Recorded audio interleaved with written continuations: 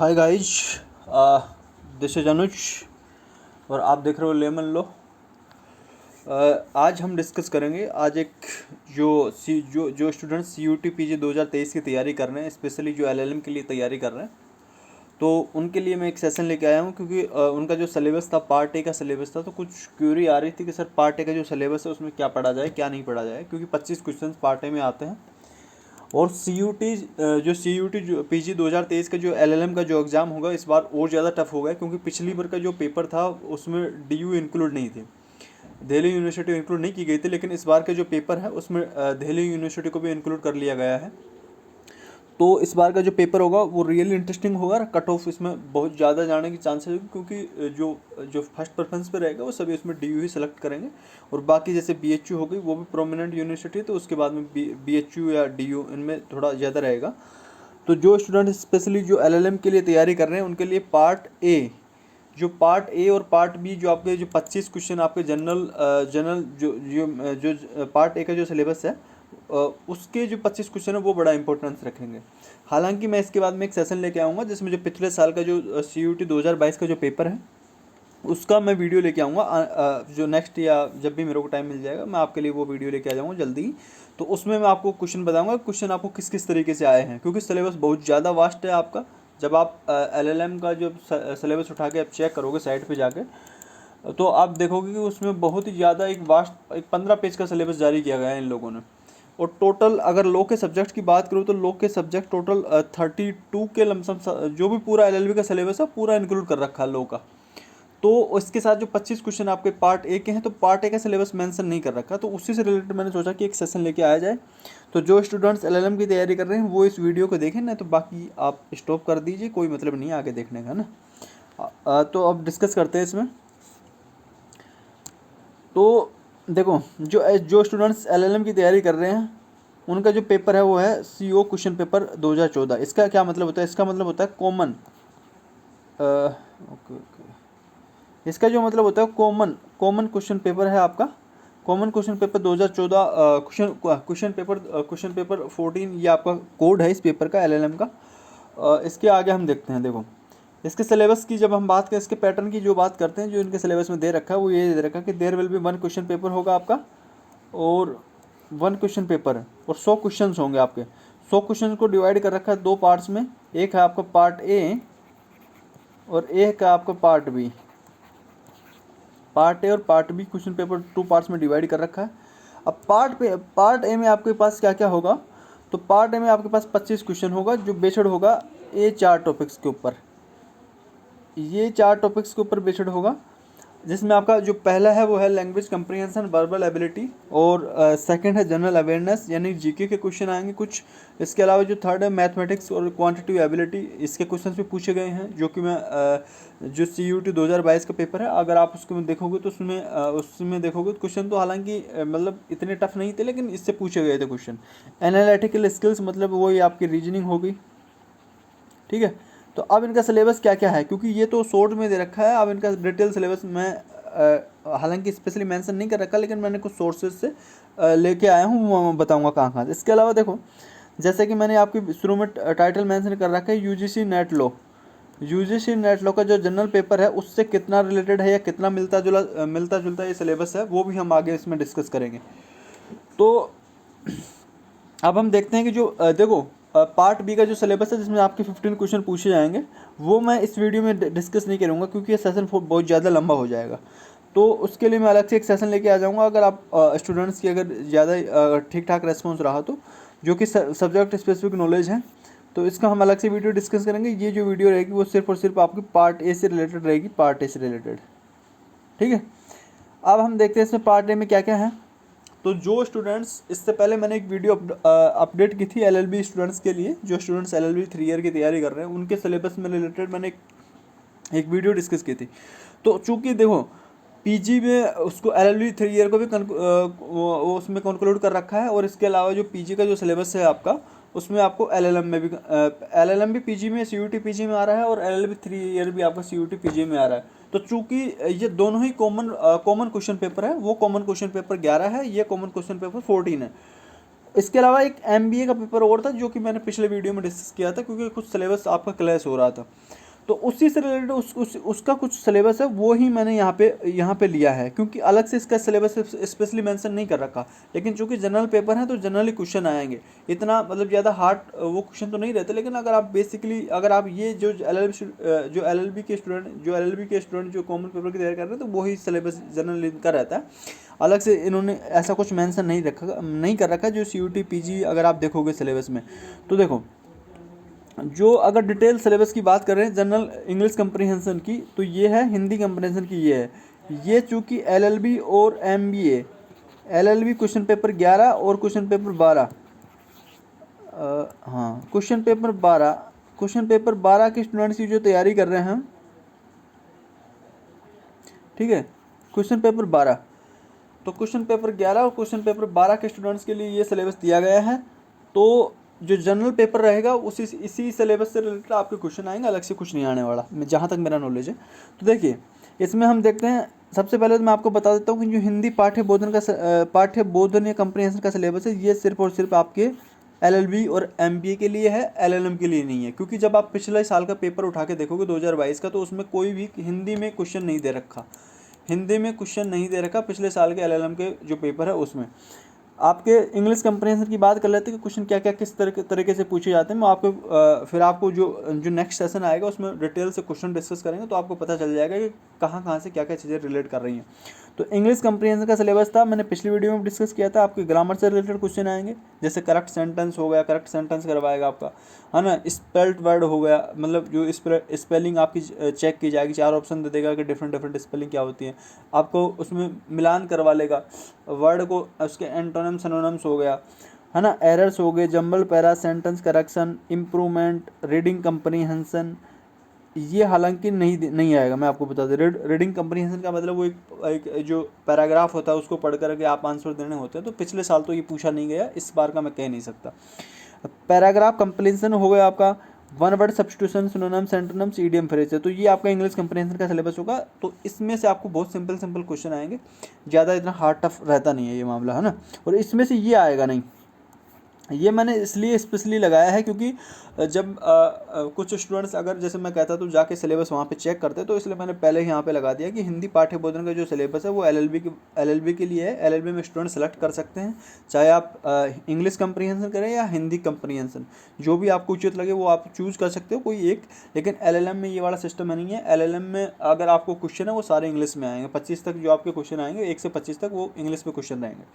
तो ये English comprehension का सिलेबस होगा। इसके बाद हम देखते हैं जनरल अवेयरनेस का सिलेबस।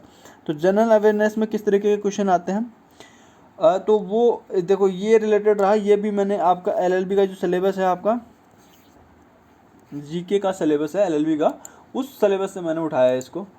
तो जो आपका नहीं मैं आपको बताता हूँ, ये सिलेबस तो आपका एलएलबी का है, लेकिन इसको एमबीए में दे रखा है। एमबीए में जो कोड है आपका 12 है, उसमें आपको अलग से मेंशन कर रखा है, ठीक है। तो ये आपको एलएलबी एलएलएम एमबीए जो भी हो, लेकिन ये जो जनरल अवेयरनेस का सिलेबस है ये है। लिटरेचर, हिस्ट्री, इंडियन कॉन्स्टिट्यूशन के सवाल क्वेश्चन होंगे आपके, जो पिछली बार एक क्वेश्चन पे पूछा गया था जो जनरल अवेयरनेस के पेपर में। पर्सनैलिटीज के क्वेश्चन है, sports, national international economy, economics, science, politics, trade and awareness, geography, culture, इससे रिलेटेड आपको क्वेश्चन इसमें जीके के क्वेश्चन आपको मिलेंगे। तो 25 क्वेश्चन होंगे आपके पास। अब 25 क्वेश्चन में देखिए आपके पास 4 या 5 टॉपिक हैं, है ना। जैसे आपका कंप्रीहेंशन हो गया, जनरल अवेयरनेस हो गया, और जो थर्ड है आपका वो है मैथमेटिक्स क्वांटिटेटिव एबिलिटी। तो मैथमेटिक्स के क्वेश्चन पिछली बार भी पूछे गए थे, इस बार भी पूछे जाएंगे, ठीक है। तो आप ये सिलेबस देखिए पहले, मैथमेटिक्स क्वांटिटेटिव एबिलिटी, ये आपका सिलेबस, ये अलग सिलेबस है, अभी बताऊंगा इसमें दोनों में क्या है। ये आपका एलएलबी में दे रखा है, ये आपका एमबीए में दे रखा है, एमबीए में दे रखा है, एलएलबी में दे रखा है। तो दोनों का सिलेबस मैंने ले लिया, क्योंकि दोनों का सिलेबस में थोड़ा सा क्रैशिंग है। मतलब जो एलएलबी का सिलेबस था वो उसमें दे रखा था, एमबीए में दे रखा था, एमबीए का सिलेबस आपने एलएलबी में दे रखा था। ये मैंने पिछली वीडियो में डिटेल से डिस्कस किया था। तो मैं अब इस बार यहाँ पे ये सब डिस्कस नहीं करूँगा, मैं काम की बात करता हूँ। Partnership, simple interest, compound interest, profit loss, percentage, pipes and systems हो गए आपका, ठीक है। और देखो पाइप एंड सिस्टम्स हो गए। इसके अलावा time, speed, distance, problem, train, work and pages, time and work, तो ये रिलेटेड आपका एलएलबी क्वेश्चन होगा, ये आपका एमबीए का सिलेबस है। तो हालांकि मैं कुछ कुछ बातें आपको बता देता हूँ कि आपको सारा ये जो एमबीए का सिलेबस है इसमें मैनेजमेंट से रिलेटेड, जैसे आपका देखो इसमें आप देखोगे तो क्लॉक्स एंड कैलेंडर ये कुछ एक्स्ट्रा दे रखा है, clocks and calendar, times of work, ये कुछ काफ़ी चीज़ें इसमें सिमिलर भी है, जैसे पार्टनरशिप हो गया, compound interest, ratio, proportion, simple interest, time and work, pipe and system, time and distance, stock and share, ये आपको नहीं पढ़ना है क्योंकि ये मैनेजमेंट के लिए स्पेशली हो गया। Stock share, discount and bank discount, ये भी नहीं पढ़ना है। Geometry, administration, shares and union, permission, combination, ये सब नहीं पढ़ना। एरिया होगा ये आप देख लेना, है ना। तो ये आपका मैथमेटिक्स का सिलेबस हो गया जो आप पार्ट 1 के लिए तैयार कर सकते हो।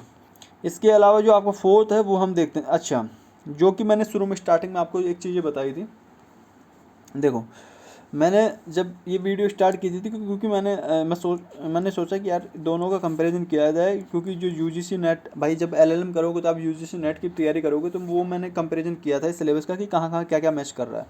तो ये देखो लैंग्वेज कंप्रीहेंशन है आपका, ये आपका पेपर आता है यूजीसी नेट के जो फर्स्ट पेपर होता है, उस पेपर में भी आपका लैंग्वेज कंप्रीहेंशन का क्वेश्चन आता है, जिसमें कि आपका a passage of text be given, question to be asked from the passage to be answered. तो उसमें पैसेज दिया जाता है, उसमें से क्वेश्चन पूछे जाते हैं जिसका आपको आंसर करना होता है, लेकिन इसमें वो सेम नहीं आएगा।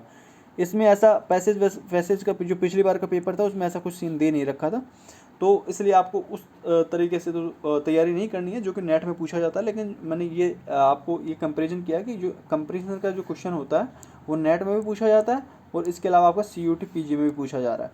तो आपको ये चीज़ें तो तैयारी करनी होंगी।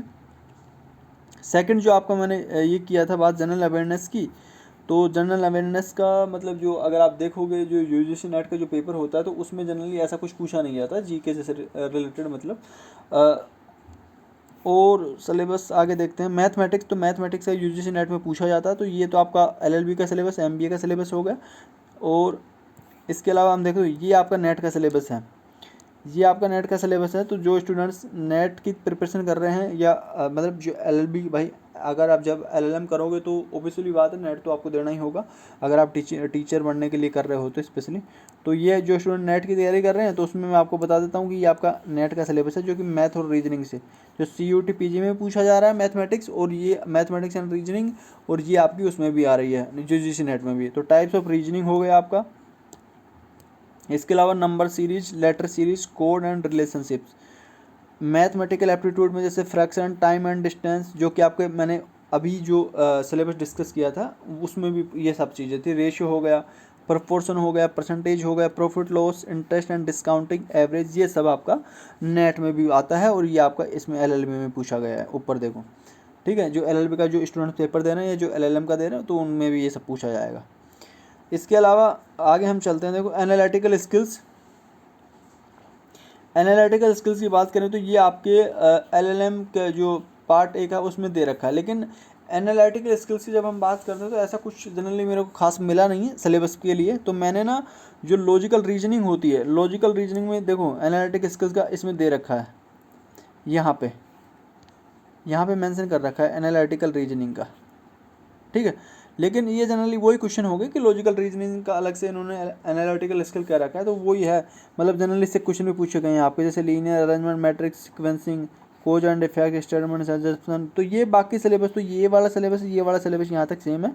इसमें जब MBA के सिलेबस में देखोगे तो ये आपको अलग से थोड़ा सा ये दिखेगा एनालिटिकल रीजनिंग, जो कि आपका जो हेडिंग भी है इसका ना। तो ये जो एनालिटिकल स्किल्स है इसमें जनरली ये लॉजिकल रीजनिंग से रिलेटेड सवाल होंगे, सिंपल क्वेश्चन सवाल हैं। जब हम पेपर डिस्कस करेंगे पिछले साल का जो नेक्स्ट सेशन में, तो उसमें आपको सब कुछ क्लियर हो जाएगा, है ना। अब हम आगे चलते हैं।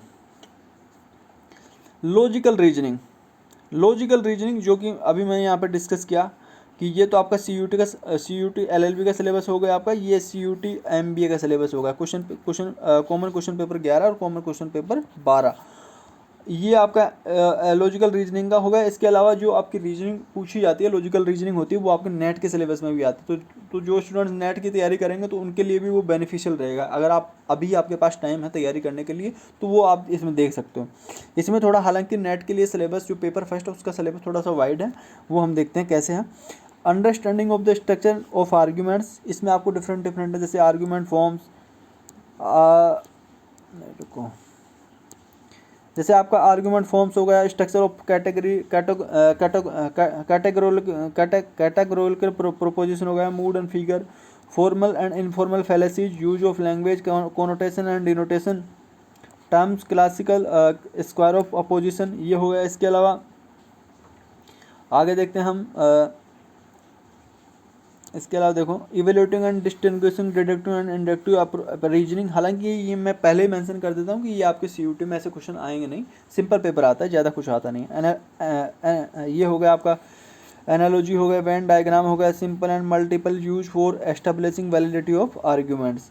इसके अलावा नेट के सिलेबस में हम देखते हैं लॉजिकल रीजनिंग से जो संबंधित है वो क्या क्या पूछा जाता है। Indian logic, means of knowledge हो गया।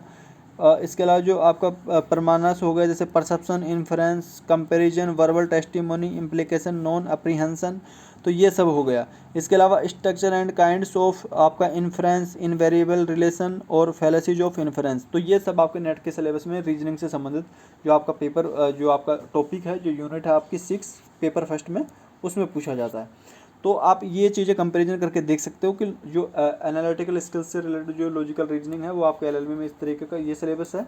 एमबीए का ये सिलेबस हो गया, जो कॉमन क्वेश्चन पेपर 12 है, ये 11 का सिलेबस हो गया। और ये जब हम देखते हैं तो ये आपका नेट का सिलेबस हो गया। तो जितना मेरे को रीजनिंग से रिलेटेड सिलेबस मिला है, ये जो आपके काम का है वो यही है, इसमें आप अपने हिसाब से चूज कर लेना। हालांकि मैं आपको पहले ही बता देता हूँ, नेट का सिलेबस वास्ट है, ये तो मैंने सिर्फ कंपैरिजन करने के लिए इसमें डाला है।